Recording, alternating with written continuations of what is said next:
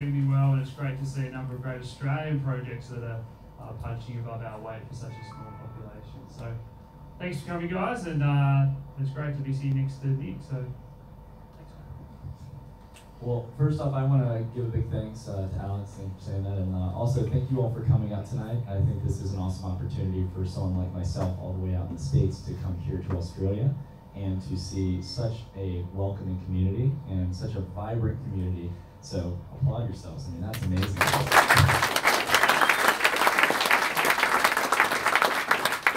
So a little bit about myself. For those of you who don't know, my main focus outside of cryptocurrencies was about 6 to 7 years of trading and investing experience in traditional markets. So much like Alex and stuff, I really was interested in traditional finance. I did personal investing. And over time, I really started to learn about both the fun side of finance, which was winning at trading and investing, but also the dark side as well. And I learned about 2008, and I learned about the financial system. It kind of went down the same rabbit hole as well. So from learning about the banking system, I inevitably came upon a video talking about Bitcoin. The title was, "What is Bitcoin?" Many of you might have seen it. It's a very popular YouTube video that, in a brief animation, explains what Bitcoin is. Now, I got the term decentralization at the time. This was back in 2011. But I didn't really get what blockchain was. I was very skeptical of it, and I thought it was like a lot of new revolutionary technologies. Usually didn't live up to the means that it was promising. So I made a really serious mistake back then in 2011. Instead of going towards the white paper and understanding what Bitcoin was all about, I ended up going about checking the price because I was a trader. And I thought to myself, who in their right mind would pay $3 for a virtual currency? So quite ironic right now. So long story short, years after years, the Silk Road and the price was going to 1,000 and all this crazy stuff. Then we had Mt. Gox. Eventually, back in fall of 2016, I finally had heard about Bitcoin for the last time. I was like, I need to look into this and understand it. And I read through the white paper, and it instantly changed my mindset on it. It instantly changed my perspective. And it was more of a regret not buying Bitcoin at $3, but the idea that I had the solution right there in front of me that whole time since 2011 to fix the core issues that we really care about in the space. So, long story short, kept doing research. It was like my personal hobby for a while to look into the blockchain space. And then eventually, I ended up creating the channel. I was very fortunate of the growth of the channel. It was really unintentional when I started it. I didn't think anyone would watch it, but now I'm very fortunate to know that we have a wonderful global community. My main focus is to cover fundamental markets as well as doing technical analysis for traders, and then also cover good fundamental projects for the long term as well, because even though there is a lot of speculation in the space, I think there's a lot of good projects as well. So if you can filter through the noise, there's a lot of great opportunities both to invest and then also change the world at the same time. So that's a little bit about me.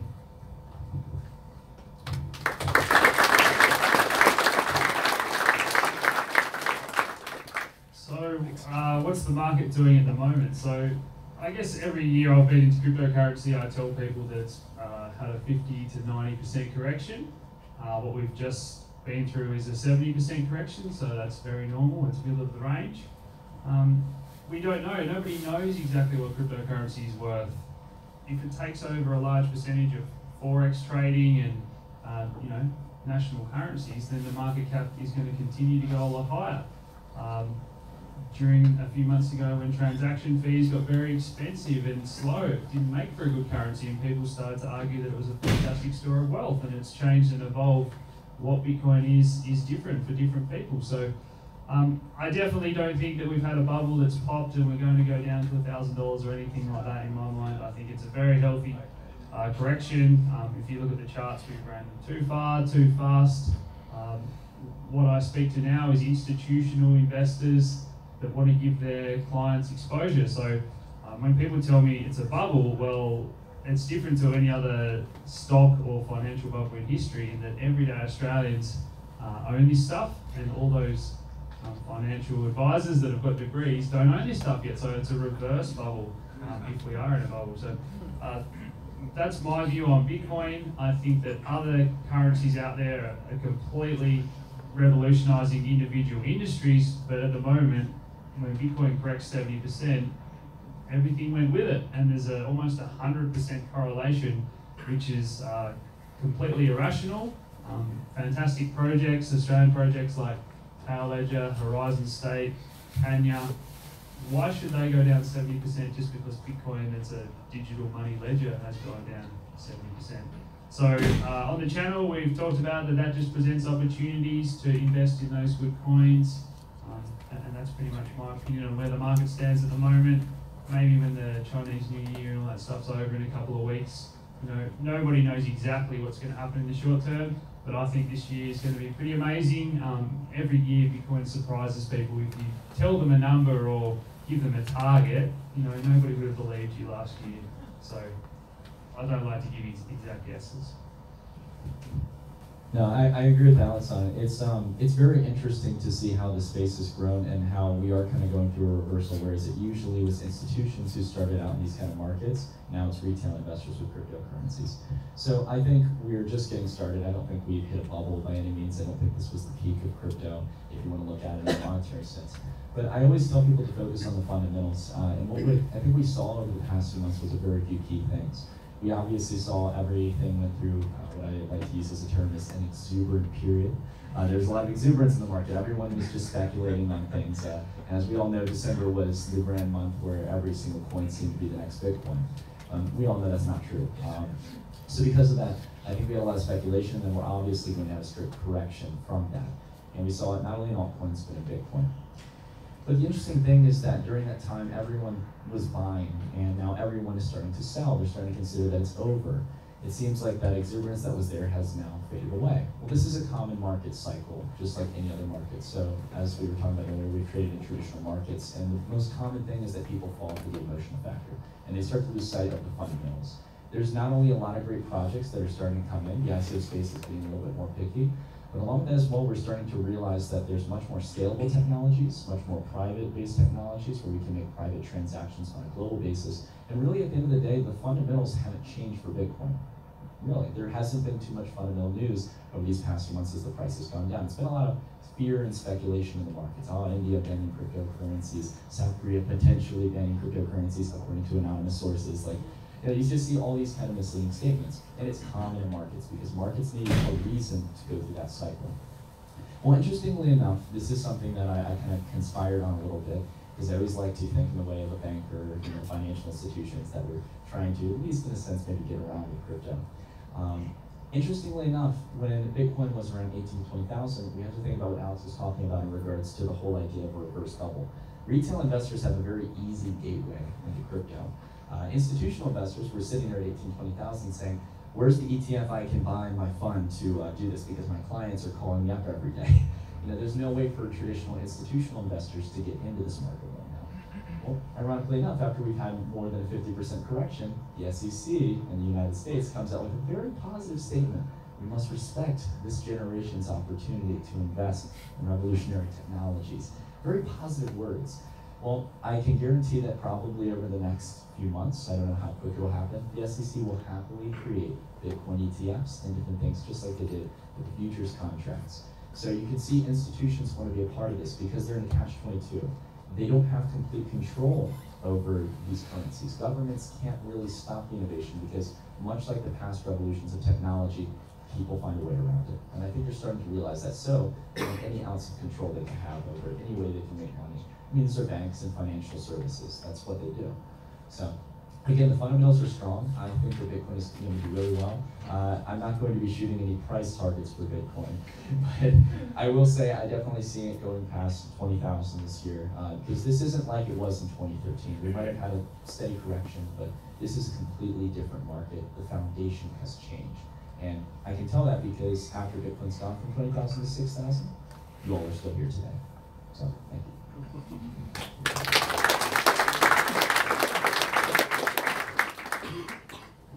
Yeah, and I know there's a lot of everyday Australians, it might be your first investing experience. So when something does correct 70%, it's headlines in the stock market world if something drops 3% as a currency or something like that. So it is natural, it's human emotion to panic and want to sell when something goes down 70%. And on the flip side, when you bought at any stage last year and you're bragging to all your friends about how much money you've made, everyone feels like a genius. And it's just the natural human emotions to do the wrong thing at the ideal time. So everyone learns, and in 6 years I've probably been through 7 of these big cycles now, and you'll learn. A lot of people went through 2 of those last year, and some people going through their first cycle now. So yeah, again, it's all learning experience. if you believe in what you've invested in and taken the time to learn about it, I definitely believe that education plays a huge role in how your mind will work and something, and the price may not be doing what you want. So, happy to take some questions now, guys. I've got a question for Nicholas. It's about US citizens being able to. Sorry, I've got a question for Nicholas about US citizens being able to invest in ICOs. Is that something that's going to be dropped, like allowed moving forward, do you think? Well, what I think is going to happen more than anything, there's obviously, I think, going to be a pullback in the regulations that are established. I've hated more than anything going through my tour so far and hearing about all the wonderful ICOs people are investing in. Because in the US, we can't invest in many, few utility tokens that are available to us. I think right now, it's really just the SEC's policies. Technically, under federal law, we don't have anything against investing in ICOs. But I think as the SEC takes a more positive tone, they want to make sure of two things. One, they want to make sure that there's heavy KYC requirements. And I think this is exactly what you're seeing in South Korea as well. South Korea does not want to ban cryptos, in my opinion, from what I can tell. They want to make sure they can track it. Because we have to be fair. I know a lot of us kind of get caught up in the craze of, oh, my portfolio's up, and this is a great market, it's a revolution, it's a new paradigm.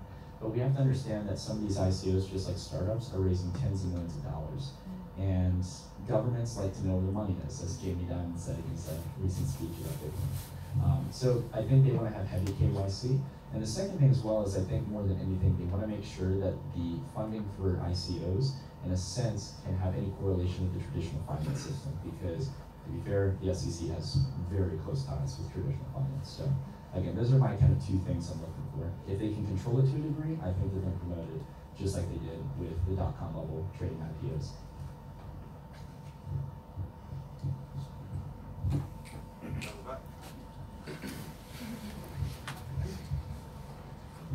Hi Nick, I've been with your dad, I'm Scott. Just two questions. I represent the older generation, so I'm very proud to be here, probably 20, 30 years plus. So two questions. Older generation have normally got a lot more money in their bank accounts than the younger generation. So I've done a lead and put in quite a lot at the moment. So the question is there, I believe there's a huge amount of money waiting out there on the sides until this noise goes part of fear and everything like that, and there's a big flood to come in.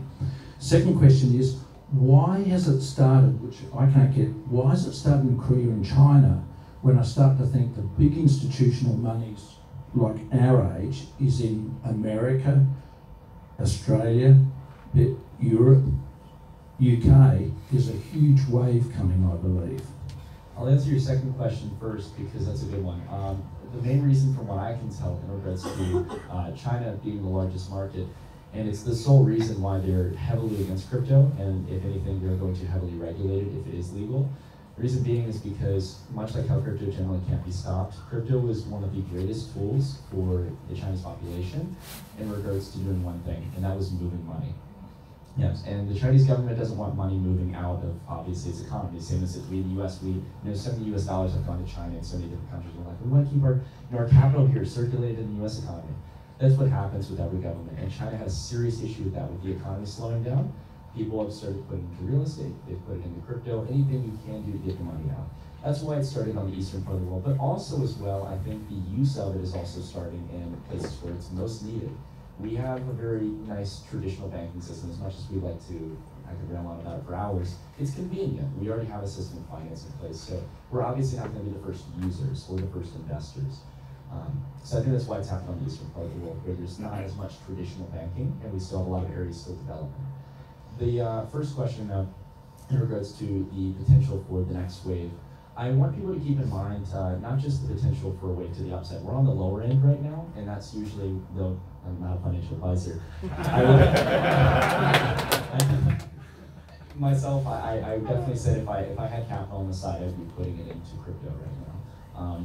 The thing is, though, I want you all to think like a very fundamental long-term perspective. And this is kind of broad, it's a little bit abstract, but think about this. Total currency markets right now, paper money and digital money as well, that governments back, are valued at 84 trillion US dollars. That's a massive market of currency that is absolutely nothing.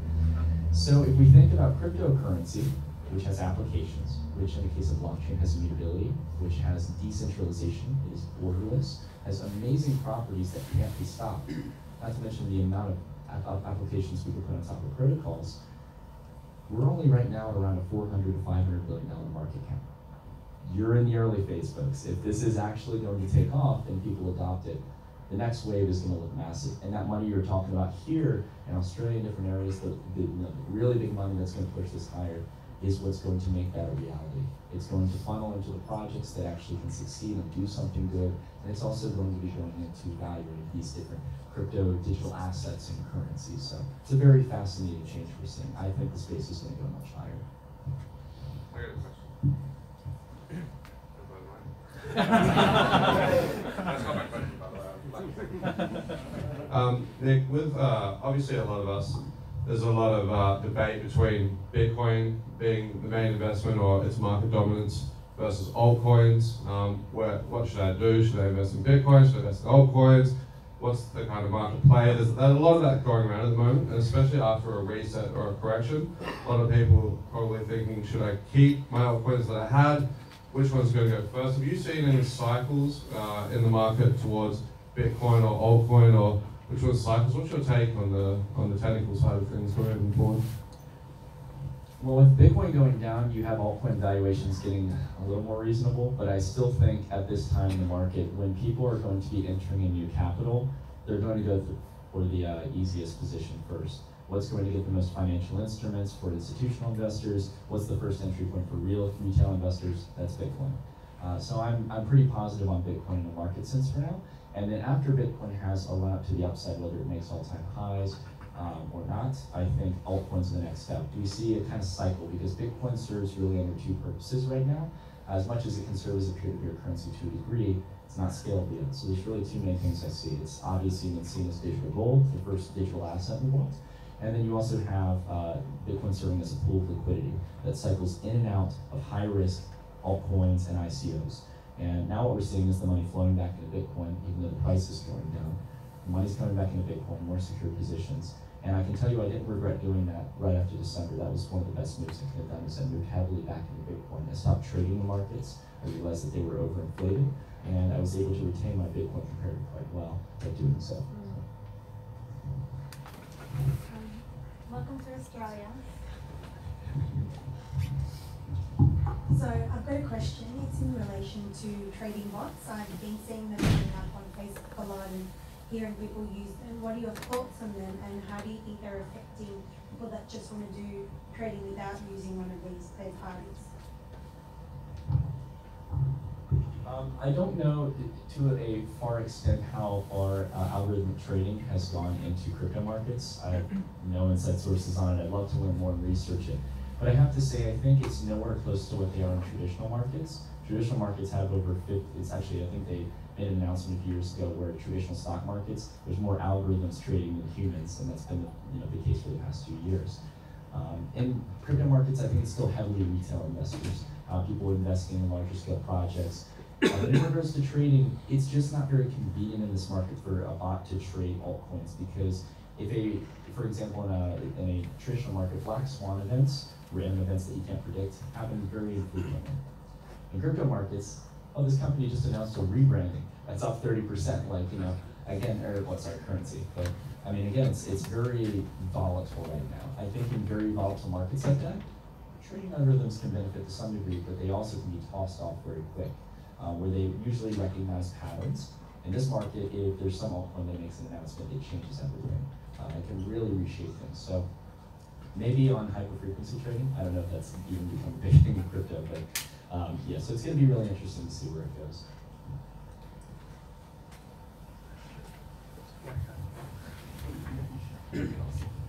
Oh, it's not going to reach. Okay. We have another one. Question for Nick. I think hopefully you can hear me from here.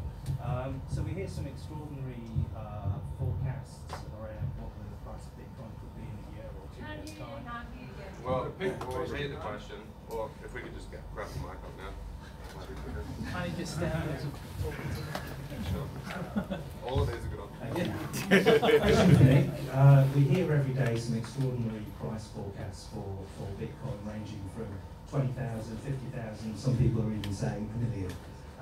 Now, when I hear these numbers, I mean, that sounds like hyperinflation to me. And I wonder whether there's an underlying assumption that fiat currency has to collapse for that to happen. Really, I mean, what's it going to take for it to get to 100,000? Is that really because the intrinsic value of Bitcoin goes up, or is that because the dollar is becoming worthless?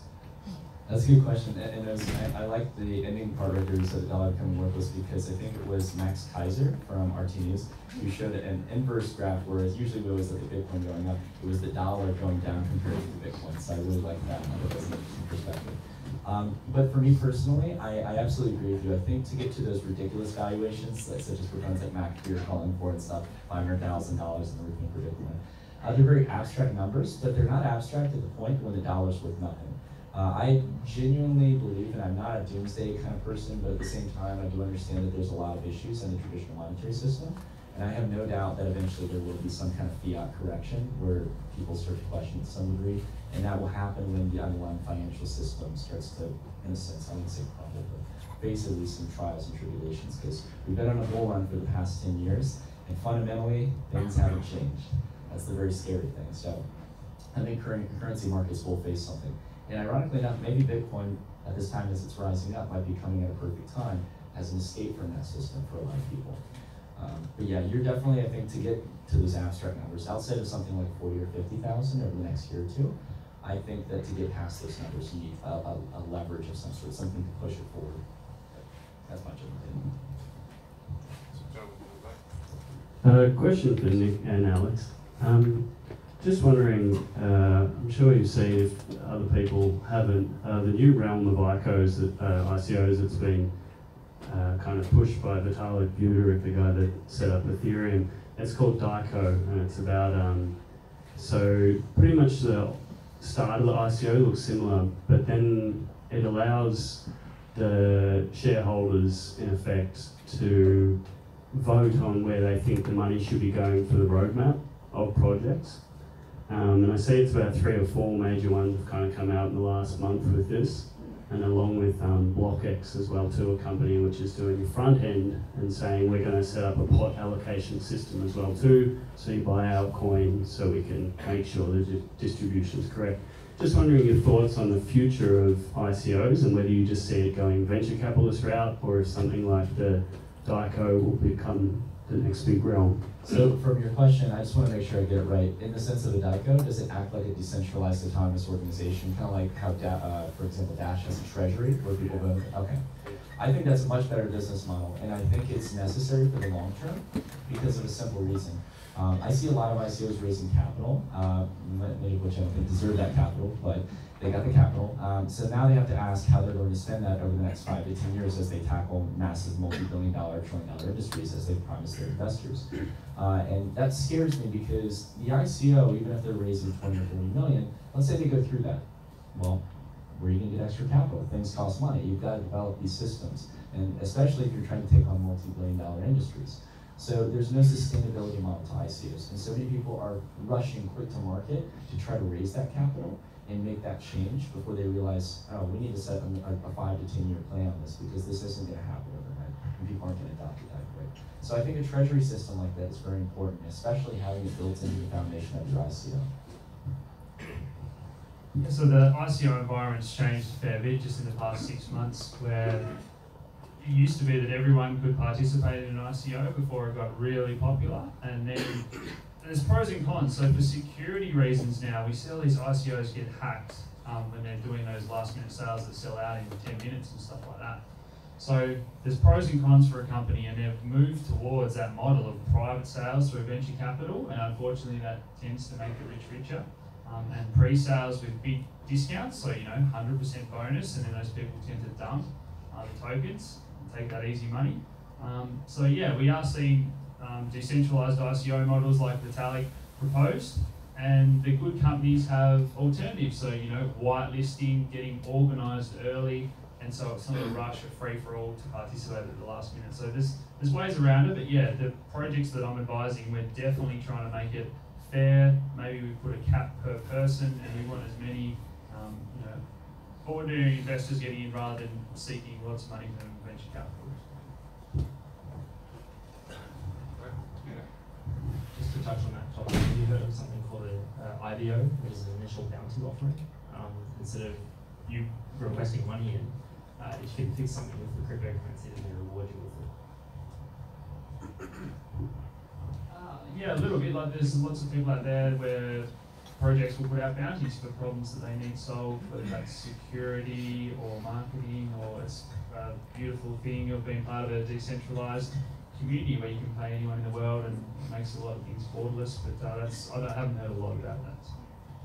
Yeah, I'm in the same boat. I haven't heard about IBOs, but I do know about bounty campaigns. I think they're effective to a degree, but sometimes, if you want to do a lot of things yourself in that regard, if you have a team of people you already want to get going and stuff, sometimes you do need that capital.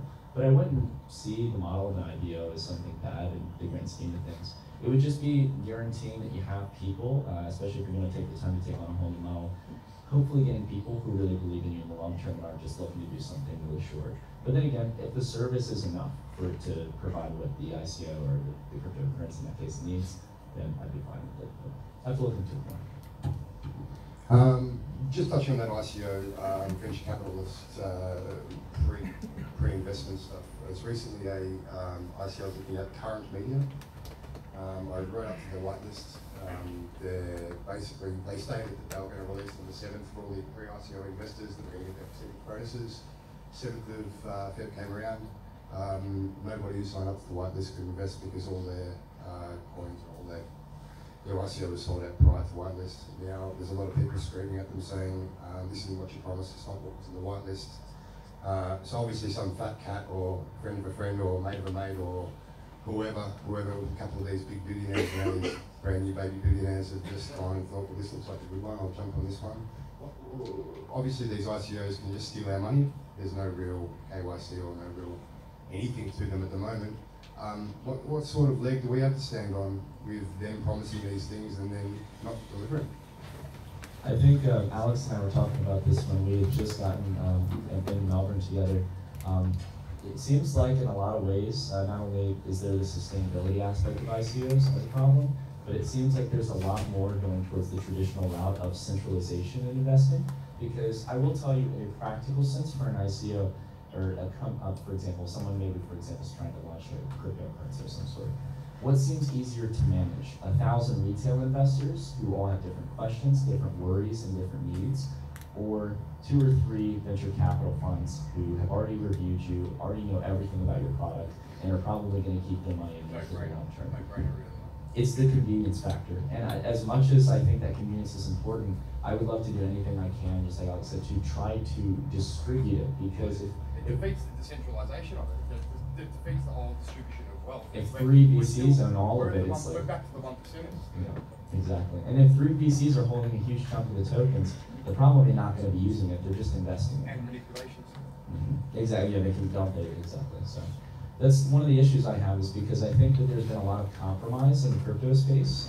I read Bitcoin's white paper, and when I read it, I loved it for its decentralization and the distribution between thousands of parties. That's why I like coming from the US here to Australia and seeing that there's a space here, and there's a space in Singapore, and there's a space in Greece, and in the UK. It's just, that's what the movement has to be about. It can't be in one place, and it can't be in the hands of a few.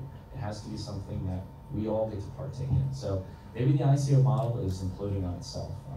But again, it comes back to big money controlling everything, and we're missing what we're shooting for here completely, because it's just sort of going to bypass it, and all these big dollars are going to fuck us again. I think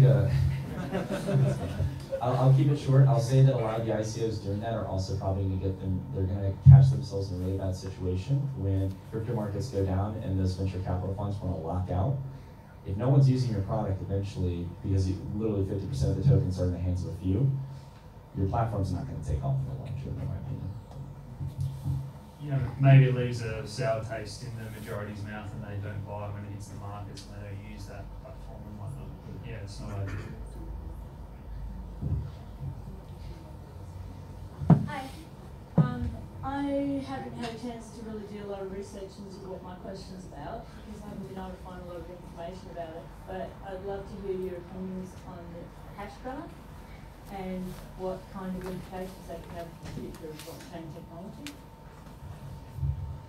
I think Nick knows a fair bit about the specifics of hash graph, so I might hand that over to him. But from a broader sense, the message that I tell people is that there's lots of new exciting technologies out there. So IOTA has the Tangle, and we see there's different innovations, but sometimes people forget that things like Ethereum do have a big head start, and they've got a developer community tenfold bigger than the next project. So just because something is the best doesn't necessarily mean that everyone ends up using it. That's just the sort of broader perspective. That's a good point. Yeah, Ethereum does have like one of the best dev communities, whether or not they're want to be in stuff. They have a massive community behind the project. But in regards to Hashgraph, I was extremely interested when I looked into Hashgraph. In a very simple speak, I'm not going to, obviously we don't have a whole slideshow. It'd be hard for me to explain it to you, and I'll point towards some good resources in a moment.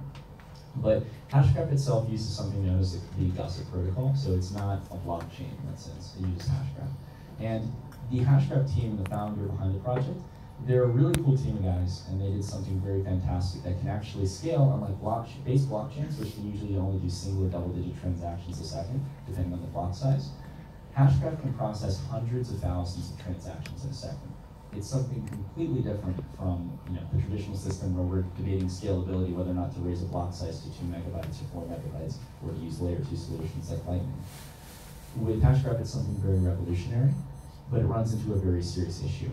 Just like how, for example, we were talking about the morality of what crypto is about and what we want in regards to the long term, we need decentralization, distribution, and another component in the case of Hashgraph that it doesn't need is open source. Hashgraph is closed source right now, and what they've decided to do, the founder of the technology decided to do a long time ago, was to work with private enterprise. So they're going out and building solutions, it's working, and it's a great technology, but it's not open to the public, which is very upsetting.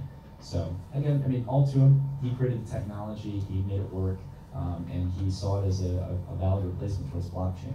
But for those of you who want to learn about it, I really recommend you watch. He's kind of one of the gold bugs in the space of finance. Mike Maloney, really nice guy, and he did a really wonderful 2-part series on cryptocurrencies and blockchain. That's where I heard about it. You heard? Okay, so you started seeing the video. Okay, but Mike does a really good job talking about it, and I was happy to see someone like himself who kind of worked in a completely different sector, precious metals, taking a very nice fundamental approach. He's been researching it for years. But when he came around gossip, he really cared about what crypto is about, and that's being able to scale to be a worldwide currency. We don't really need that much. Right now, we just need about 6,000 to 7,000 transactions a second. That's Visa, MasterCard levels. And if we can get that, then I'd be quite impressed. And there are some projects out there that can do that, that are open source and are being used right now. It's just a matter of adoption and testing the tech to see if it's actually at least scalable and secure as well. Can you recommend any resources that go beyond Maloney's? There's a few videos where they explain Hashgraph from the team themselves and how the gossip protocol works. But the thing is, seeing as it's closed source, we only know so much. It's the abstract picture of it. And I would love to see the back end. I'd love to understand everything. But as long as it's closed source, I think in a sense, I mean, in a business sense, they're probably doing quite well now because there's so many enterprise applications that need to scale like that. But I think they're shooting themselves in the foot for the long term. You don't think we're seeing mass adoption? Maybe enterprise, but not for cryptocurrencies. That's the sad reality of it. But I think another technology will come along and possibly fill that, because I think we're not going to, in my personal opinion, this is one of my kind of biases, and I've built this up for a long time. I don't think blockchain technology is going to be the last step. I don't think that's going to be what we use for peer-to-peer currency. Maybe for extremely immutable transactions, but I don't think it's what's going to be used for peer-to-peer currency when you go buy coffee down the road. Especially if you're experiencing the $20 or $30 fees Bitcoin was having with people. Well, there's a few different pieces of technology that I could talk about. I would say that what's exciting me more than anything right now is DAGs, directed acyclic graphs, and there's a few projects that have different types of DAGs. There's Rayblocks, which is now rebranded as Nano, that uses a block lattice. I find it absolutely fascinating. It was the first time I was able to send a cryptocurrency peer-to-peer, borderless, decentralized, and not face any fees, and see the transaction happen instantaneously. So that was one that I was really interested in. But we'll have to see. I mean, again, we're very early in the space. Think 5 to 10 years from now, what it's going to look like. Yeah, just following on that, as just a normal investor, I'm just trying to figure out when is the actual best time to realize profits to something tangible or should we be actually just reinvesting back into Bitcoin and moving as much of our savings or super back into alt currencies? So again, I'm not a licensed financial advisor. Yeah, I tell people that's actually a 5-day course. So, I think crypto should be just one part of your portfolio. So yeah, I own precious metals, I own a few shares. You know, some people like property. You know, whatever it is, as long as it's uncorrelated, that's just generally not the investing rules. You shouldn't put all your money into crypto because if you have a 70% correction, you're going to feel pretty ill. So. It depends on the stage of that project, and that's why it comes back to education. If you own a coin that actually doesn't have a working product and it goes up 1,000% in a week and you can't explain why that is, then it's probably a good time to sell. That happens. Unfortunately, that happens regularly in the crypto space, so it all comes back to if you understand what you invested in, then maybe you should move on and look for the next thing. So that's my general perspective on that. Quick question, Nick. With that, fiat money goes into crypto, and with that question there, come out of crypto into fiat money. What's your point of view of banks now choking things? Because I've heard before in the past that if they want to get rid of something, you choke it. So you can't let money in, but they're letting money out. But there is bank accounts being closed now. So just your point of view on that? Well, to go on Alex's point real quick, we were joking earlier that we should probably get shirts that say in bold letters, "I'm not a financial advisor." So just so we wouldn't have to like repeat it every 5 minutes. Here's the thing. I think that is one of the biggest issues right now in crypto. If banks do have the objective in the long term, or at least some banks in the world that have large holding in regards to the traditional finance system, if they want to choke currencies, cryptocurrencies, they can do that right now. It's one of the biggest central weak points in crypto right now. And I think that this will get mitigated a lot of the times when we get decentralized exchanges and when, just like any other technology, people find a way to get money around the system. And I think that's going to be a really big bottleneck. And I think with that as well, you'll see a lot more institutional come in. They're going to wait more than anything to have their ETFs. They're going to wait for people to be able to buy financial service products because banks are in a little bit of a catch-22. I was talking about this earlier.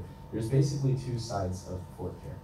First, on the left-hand side, banks are realizing they can have semi-control over cryptocurrencies, maybe stopping it temporarily, but I think they realize in the long term they can't do too much. And then on the other hand, they see a vibrant market that's just getting started. It's around $400 to $500 billion of valuation. They could sell a ton of financial products for it. They're getting calls every day from retail investors who want to put it in their IRA or buy an ETF for Bitcoin and put 10% of their portfolio in it. So I think they're getting to a point now where, now that it's cheap, now that we've had a nice correction, it'd be a wonderful time for the SEC to approve some kind of ETF. And then once they get the financial products out there and they get the mass consumer audience, then they're going to stop that choking point because they need people to actually be trading it. They need people to be actually exchanging it. And I think they want this market opportunity to be in their hands to a degree. So maybe they're pausing it in a sense, I don't know. But maybe that tells us that we should probably be stepping away from the banking system and hopefully go to more peer-to-peer exchanging, at least if we're going to stay in the traditional finance system. You talk about, in the beginning, you spoke about how crypto can change the world, and I think that's one of the most exciting things about the crypto space. And some of the projects that I've read about that I thought were really interesting in that space was one where they were going to bring a system of title registration for land in developing countries. Other ones, replacing Western Union models so that people can send money to, like, itinerant workers in one country can send money back to their families in another country quite cheaply. Both of you, I'm just very interested to hear, what are your, some of your visions for how crypto will change the world? Definitely, that's a good question. So you listed a few different ones there as well for different potential industries for blockchain. And I think that's the biggest thing we have to kind of ask ourselves is what industries actually benefit from the tech. Now there might be different methods of decentralization in the future, but generally we find the same trends of benefits: immutability, decentralization and distribution, censorship resistance, and a funnel of other key terms that really make blockchain revolutionary. So you have to think about industries that would benefit from that. There, to be fair, is not a whole lot. There's a few select ones that would do well. Money is the first one, and that's, seeing as it's an $84 trillion US dollar market, I think that's a good market to start off on. But outside of money, you've got things, for example, like sharing computational power, distributed computational power. We all have computers at our home. Why not put that to work in some regard and to help for different projects? Is that Oyster, I think, from London? There's a few different ones. I think, if I remember correctly, that's what Golem's trying to do. They're trying to build the world's supercomputer. And basically, you can utilize your computational power for different expenses and stuff. So, again, there's different systems like that. I don't think we even know what 5 or 10 years what it'll look like. It's like the internet. We have to wait for the infrastructure to get there and the scalability to come in. But I do think decentralized cloud computing will be good. I think that we can see decentralized computing power being distributed. And pretty much it's going to be mainly in financial services, I think. We obviously, like you mentioned, saw remittance payments being one of the biggest use cases. And it's already being used for crypto. It's still convenient right now to send a Bitcoin transaction from somewhere, for example, let's say you were born in Malaysia and now you're a worker in the US. To send money back home, it's cheaper than Western Union, practically any amount. So I mean, that's the exciting factor of it. And I think that more than anything, it's going to help the unbanked population more than any other industry, which is why I got into crypto in the first place. I think Power Ledger is one that I'm most excited about, especially in sun-bathed country like Australia. It just, once we have that technology, it cuts out the middleman, and that's one of the things that blockchain does really well. That's a fantastic use case. The #1 most underrated project that I did that video is Horizon State. We all know about corruption and governance, and I think that can change the world. And as well as money being just cryptocurrency, financial products and derivatives and who owns what was a huge cause of the GFC, and there's 100 claims for every 1 gold bar that's in Fort Knox, and all that sort of stuff that's going to, anything that needs a registry and that distributed ledger that brings transparency to it. And that's probably one thing that governments that have had pretty good, and corporations do fear, levelling the playing field, and it's something that we've got to look forward to, I think. You touched on Power Ledger. In saying giving cutting the middleman out, all the power companies are looking to invest in being that person who supports that industry. So really, they're just getting out of what they're doing now and charging exuberant prices on top of what power actually costs to shift it amongst the grid. What I hear is the big players, all they're going to do is move in and take that over. What's stopping them doing it again? I mean, nobody wants to be first, and then nobody wants to be last, so they know that this is coming for them. And I've spoken to David at Power Ledger a few times, and the big opportunity presents itself more in developing countries where they don't have that infrastructure, and they're going to skip that whole generation. So just like they're not going to have phone lines, they're all going to go straight to mobile and internet that way, and they're probably going to do the same with the power industry. They're probably going to skip the banking industry, go straight to peer-to-peer payments. So it's probably more exciting for developing countries in a lot of ways. For the lady that asked the question before, I'll just quickly jump in for a second. It's something I've done a lot of research into developing countries, and what cryptocurrency does over there. I do a lot of work in Kenya. A couple of projects to look out for. Aragon is a really big one for decentralized organizations, especially for people that have to deal with a lot of red tape and a lot of corruption, that can't really open a business at the moment. Such things, if the business was to become successful, it'd probably be taken off them, and obviously it's very corrupt over there. The second thing is Omesko, or other companies similar. So that's a very promising player, and arguably maybe one of the ones that's going to go mainstream first. So they're a very interesting project, and if that excites you, you should definitely look into them. Thank you. So, this question for Alex regarding the banks. I was hoping you could follow up that previous question here in Australia about if you see the banks easing up on their stance with us getting into crypto using their systems. Yeah, so the banks haven't really said that they've cracked down more so than their stance 6 months ago, but because there's more people, we're probably hearing more bad stories. Unfortunately, they're not giving us clear guidelines to work within. There's still no rhyme or reason, and it's at individual discretion of the exchanges or the bank what they red flag and freeze.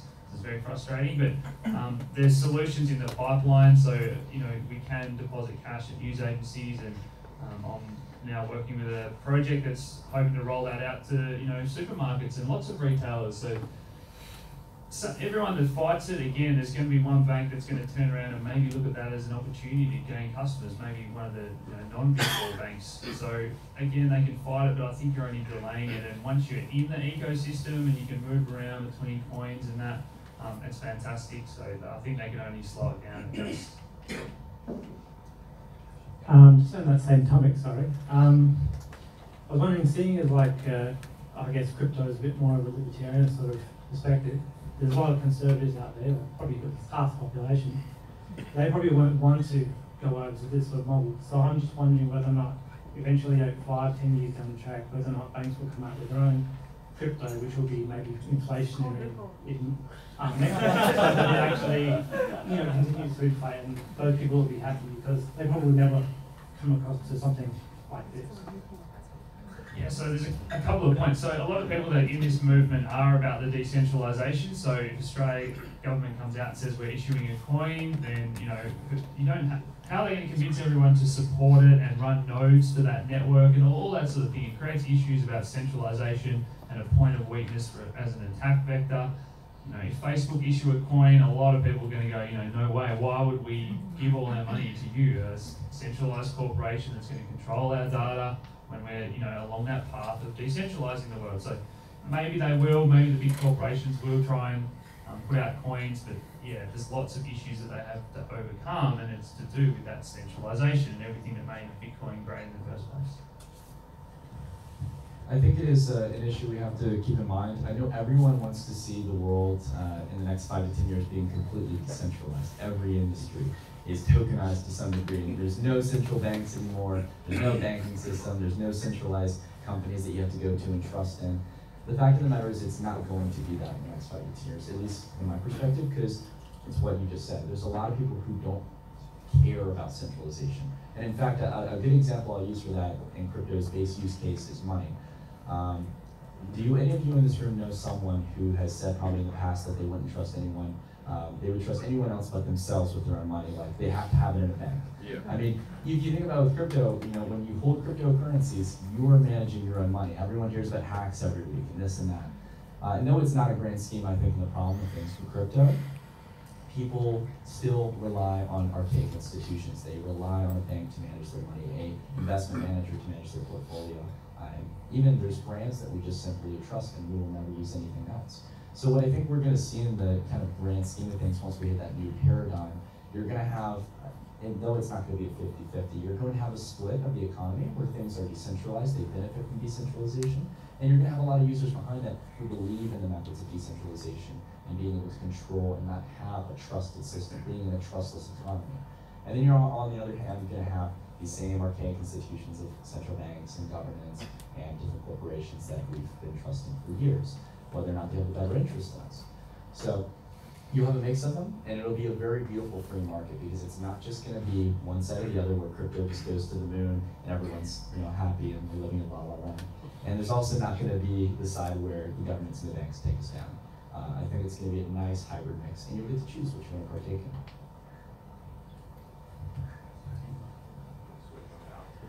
We can take a quick break if people want to. Are you guys right to keep going, or would you? It's quite warm. Does anyone want a 5-minute break? Stand up, stretch, grab a beer. Maybe take a quick break. Yeah, let's do that. We'll take 5 and then we'll come back. We'll check time. We'll come back.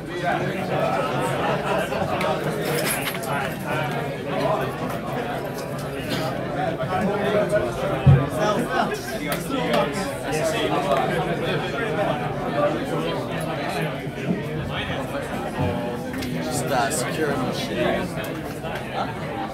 I'm gonna go secure. Do you want some weather or something? I'm okay, thanks very much. Thanks, Gregory. I'm taking photos because I was trying to get a shot where there's like a match on the street. But the thing is, I'm sitting in front of me, I can't really see the Caleb Brown. That's fine. And also, Shannon's sitting way too far, and he looks so red, and he looks about to fall asleep. So. Yeah, no, that's fine. I guess we just get what you just take heaps. Did you just take heaps? Yeah. So, as long as we got something in there? No. So for our Facebook and stuff. Yeah. Fucking small. We just have to wait.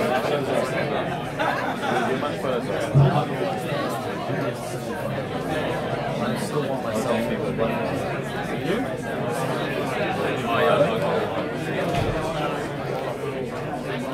So you put everything in my bag? Nah. Ooh, who's that? you put everything in the bag. Like a laptop and stuff. Behind it. When we go next door and grab a bite. But no. When we go next door and grab a bite, like something small at least. What? When we go next door and grab like something small at least.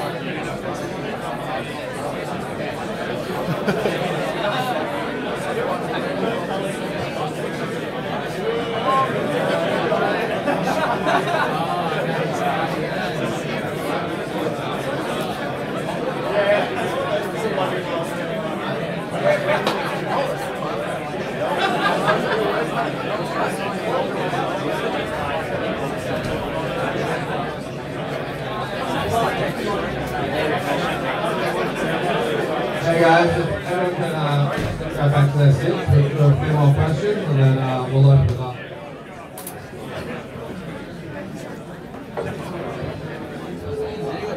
Guys, do you have questions? Put your hand up.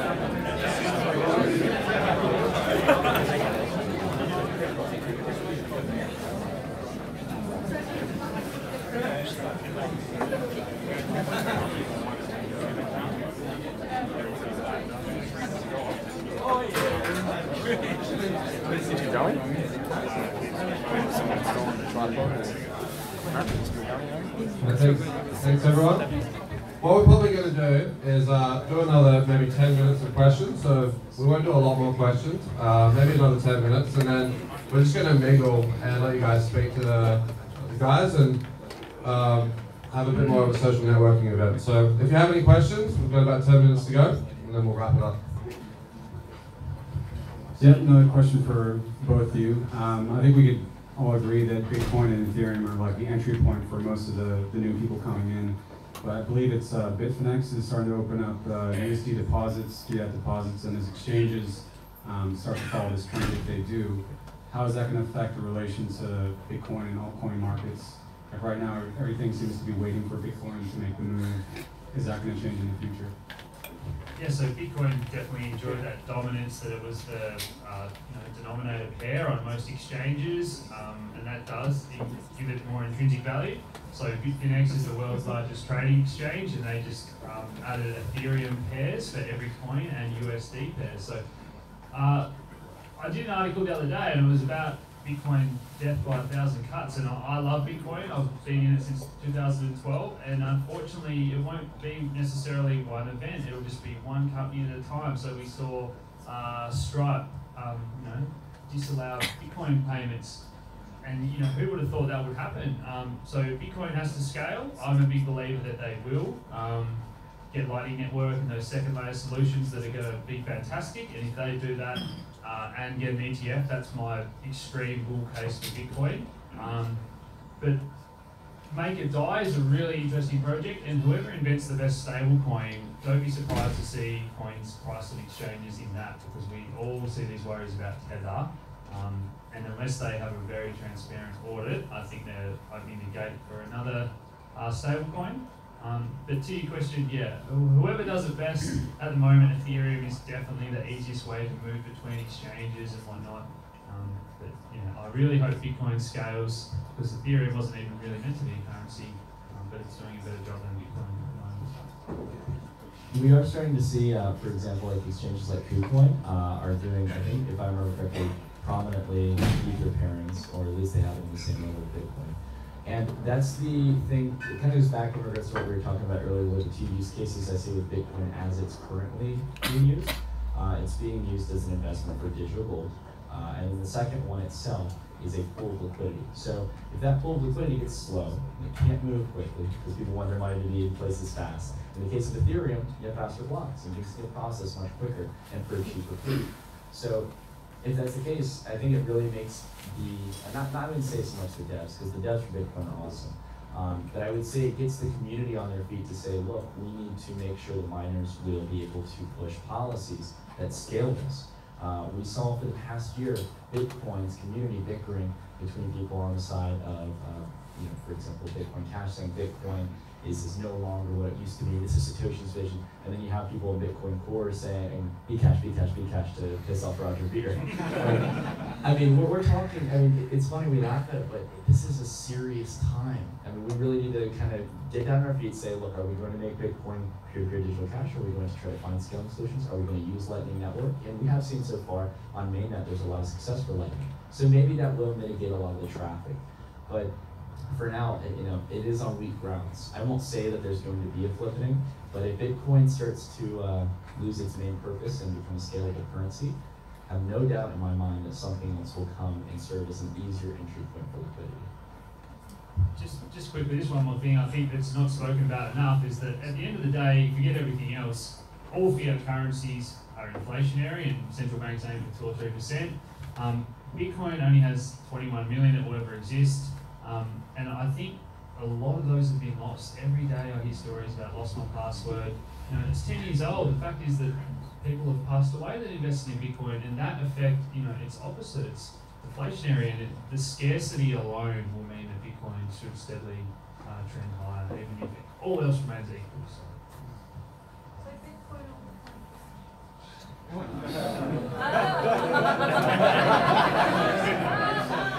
So just to clear it up, the question was the ultimate rule breaker you never bring into a conversation. Okay, well, here's the thing. I was more than anything, rather than taking a side in regards to Bitcoin and Bitcoin Cash, I'd say that I was very upset at the pettiness in the community on the debate of scaling. And I think we all have to take a blame it in some regard, because we've obviously got one opinion or the other. I have to say that I fundamentally actually really liked the idea of SegWit 2x, the actual core tech of what was going to be implemented in SegWit 2x. And that was an increase of the block size to 2 megabytes and implementation of SegWit, which was already in Bitcoin. That would have been good, at least temporarily, because the argument that comes from Bitcoin Cash on that side is that we can scale blocks much larger than they are now, and it won't lead to centralization. And that is, it's true, it's a fact. If you were to raise the block size to 2 or 4 megabytes, it would easily open the way for more transactions to happen, to lower fees, to keep them just like they were for the past years of Bitcoin. Now, when you start talking about Visa, MasterCard levels to gigabyte blocks, to crazy amounts of transactions having to be added to the ledger every 10 minutes, now you got a different story. Maybe that layer 2 solution probably is going to be needed, like Lightning Network. And to be fair, Lightning wasn't off good ground at the time. So on a fundamental side, I get where the Bitcoin Cash fan base comes from. But on the case of Bitcoin Core, I like at least that they're striving for innovation and they want to take Bitcoin to something more than what it already is right now. Because having every single transaction on an immutable ledger that thousands of people have to store on their computer on fully validated nodes seems a little bit impractical, as much as I love decentralization. So I mean, for the time being, Bitcoin Cash has 8 megabyte blocks. They aren't even filling up a megabyte in transactions like Bitcoin, so it seems kind of unnecessary to fork off and split a currency. But I would hope that with layer 2 solutions like Lightning, we can start to get a clearer picture of it. So I'm still sticking with the original Bitcoin for now. Yeah, just to quickly answer that, I guess to keep it 100% factual, it depends on whether you think that increasing to 8 megabytes centralizes things to some degree. You know, your internet connection, your hard drive space, if you want to keep a full copy of the blockchain, does that mean that the everyday user can no longer run a node? And it means that those miners in China have more power. So it comes down to your personal opinion. Does Bitcoin Cash really solve any problem that we can't already solve with Ethereum and Litecoin? Probably not, but yeah, it's up to your individual beliefs, I guess. Obviously, Alex, you specialize and spend a long time looking at the domestic market here, and it's good to have the comparison for having Nick here from the international market. Alex, the first question for you is, researching obviously the global stage and the Australian stage, how do you find that Australia is, are we advanced, are we behind the 8 ball in terms of cryptocurrency as a community and adoption? And then Nick, if you could shed an insight just from being obviously from America and your insights, what's the community like there? What do you see every day? Is it amongst the community? How does it compare? If you guys give Australia versus the US, I guess, and let us know how we're going. So in Australia, and the reason we did a national tour in January, and I like doing things like this, and the reason that we wanted to not do another hour of Q&A is because I wanted to meet people and make these connections, and I think we all need to work together and build that network, and we have that opportunity to do that in Australia. We're certainly punching above our weight when you look at the likes of Power Ledger, and I'm very proud that we covered Horizon State with the first video on YouTube, and people that invested in that. It was up 120-fold at one stage, so you know that's really awesome. And if we network in Australia, we can keep these hidden gems to ourselves as well. So those sort of things. Yeah, I'm really excited about what Australia has to offer, and we speak to these companies that are now breaking out, and they said it's very hard to get venture capital in Australia. People are very safe. They don't like to take risk in Australia. It's very different to Silicon Valley in the US where there's venture capital everywhere. So it's definitely opening up for Australia. Yeah, unfortunately we have things like the NBN, which is a slight hiccup holding us back and whatnot. But yeah, I think we're punching above our weight, and every day we get contacted by projects that have great ideas. Well, I can say not only as a citizen from the US, but generally getting to tour around through a lot of different countries. I'm very fortunate I've gone on kind of like a global tour all through Europe and started to go to Asia as well when I got to go visit Singapore. There is a lot going on here in Australia, and I have to say I was a little bit blown away. I knew we had a good community here, but the projects here as well are quite fascinating. I didn't know there was a lot of new ICOs and projects launching in the area. I did know, for example, though, in the channel through the analytics that Australia was one of our top viewers on the channel, so thank you guys. It's really awesome because I've always wanted to visit Australia, and when I come here as well, I have a purpose, and that purpose is proven right here geographically. There's a lot of people here who are extremely motivated about the technology and the long-term fundamentals. Whereas I think in America, most of the people who have contacted me personally have been past friends saying, Nick, what's the next coin to buy? Again, we have a long way to go. Now, if I live back, I don't live currently in Silicon Valley anymore. I'm going to be moving back to San Francisco, so I'm excited about that. But out there is a lot of innovation. I used to live, honestly, I think 2 or 3 blocks down from Civic. as making my other projects. So it was really cool. It was right down the road, and a lot of it's happening there. The one thing I'll give you is a statistic. I saw your front face.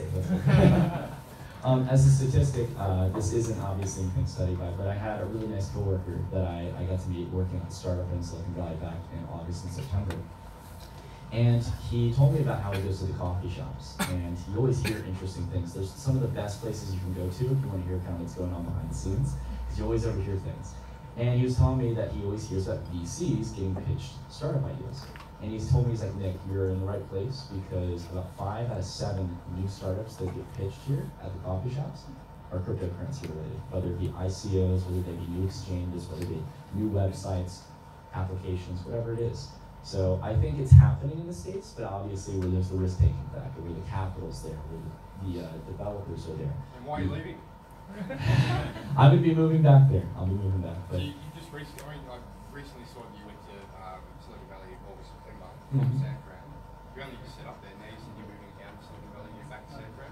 No, yeah, so I'm currently on the East Coast right now, but I'll be moving back to San Francisco because obviously the property prices are ridiculous. But I think Sydney and Sydney and Melbourne also know a thing or two about high property prices. You moved there for a startup, did you say? Yes, I moved there for a startup. How did that go? It was great. I couldn't balance both things at the same time. The channel kept on growing. Obviously, the space is extremely exciting. It's hard to keep up with as a part-time thing. So, ironically enough, my CEO, he invested in Bitcoin at $50, took it very well, and we're still on good terms and stuff, which I really like. Thank you for choosing us. Yeah.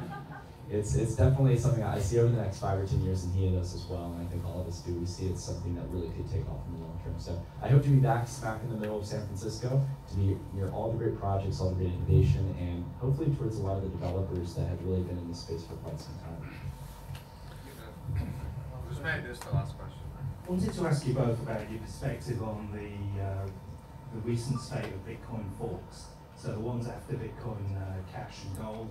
I mean, personally, I haven't claimed any of these because I'm worried about, sharing my private keys and the security aspect of it. But it feels as though I'm leaving money on the table here. There's perhaps 10 forks that have got value on CoinMarketCap. I haven't claimed any of them. I'm just interested to hear how you think about these forks. To me, a lot of them are not really adding any incremental innovation or technology. It just seems like a bit of a cash grab. But it's free cash that I've left on the table. Yeah, so there's a couple of points. So people now, those developers know that people aren't going to that effort to claim their coins. So it's almost the way to do an ICO. Those developers can pre-mine and give themselves half that currency. It has some value because there's very little people that have taken the time to add to the supply versus demand equation. Personally, yeah, I don't worry about them either. So there's plenty of risks. A lot of those wallet providers, even if it is the legitimate company, will ask you to enter your private key to claim it, and that's a risk. So if you own any amount of Bitcoin, it might be 1 out of the 10 forks that ends up being a scam and you lose your Bitcoin, and for me it's just not worth it.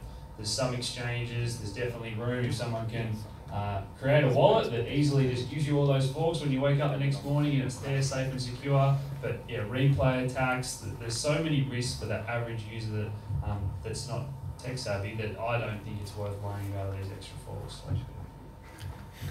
Just in short summary, because that's a good question, I don't think there will ever be a successful fork off of Bitcoin, and I'll tell you why. And this is my biggest criticism of Bitcoin Cash, whether people are in it for the right reasons or for monetary, doesn't matter.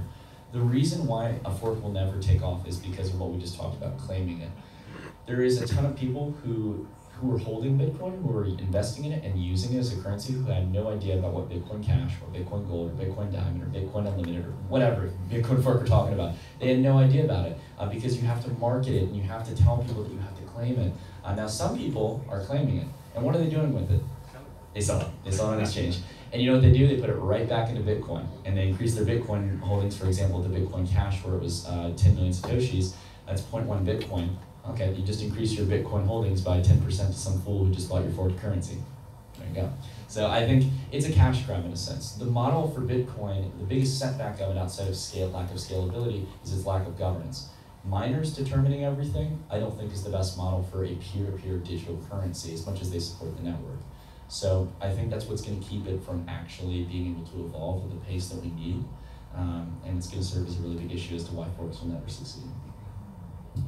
I'll hand it over to Shannon, but just finally, from me at least, we see a lot of people coming for this space now, you know, frauds, scams, overnight experts. So it comes down to word of mouth, and we have a fantastic opportunity in Australia where the government have been reasonably friendly so far with their stance. We can make Australia crypto leaders on the world stage. So yeah, thanks for coming to an event like tonight, and tell people about Nick's channel and Nuggets News, and we like to think that we give good free educational content. So.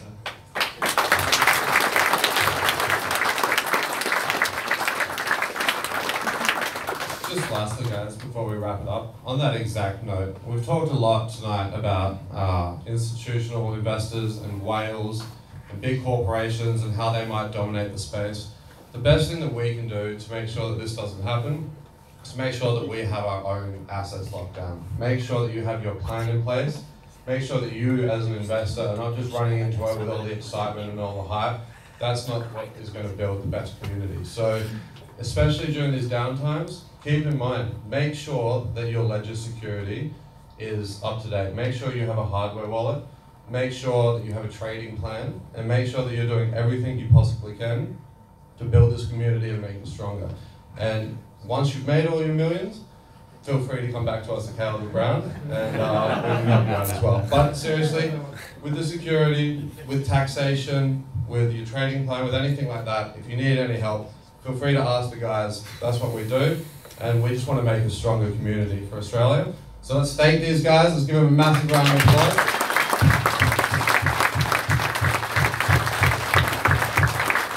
Thank you all very, very much for coming. And one more time for the Blockchain Center as well. Without that,